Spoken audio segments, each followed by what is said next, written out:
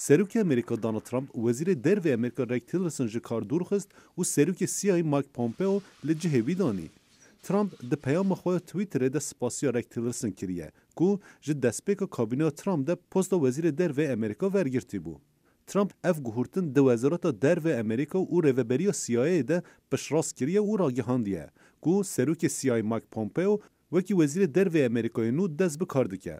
پشتی بریار ترامپ ریک تیلرسن جه داخویانه ایک ده درباره ویکه ده پار وکر.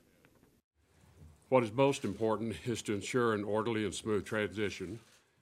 تشتی هر گرنگ اوا کو دوی دما سیاست دا اولکاری نتوی دا دستگهوری نکا ناسک بیتا پیک آنین. ایرو داوی روژه از همو ارکین خوب بدمه جگری وزیر دروه. ارکامن وکو وزیر دربه لسویه که آدار بفرمی داوی دبه. ایرو حتی ویدمی ازوی لسر کاربردان خو پیک اینانا دستگهورین دا خویانیان بدم. از سر بلندم که من در فتح بو من خدمت آولات خو کرد. خود گل امریکا بپاريزه و خود امریکا بپاريزه. هر وها ترامپ لجه مایک پومپئو جه جگراوی جینا حسپل وکی سروکا نویا CIA دیار کریه. سروک امریکا ده درباره دست نشان کردن جینا حسپل ده بیشه او یکمی جنه کل امریکا و پسته وردگیره.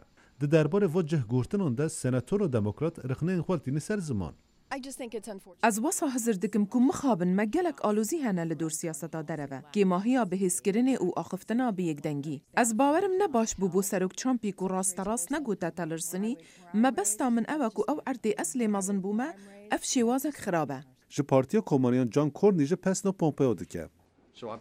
از خمگینم که رکس تیلرسن دچه لی مایک پومپیو جی هل بجارتنک جهاتیه.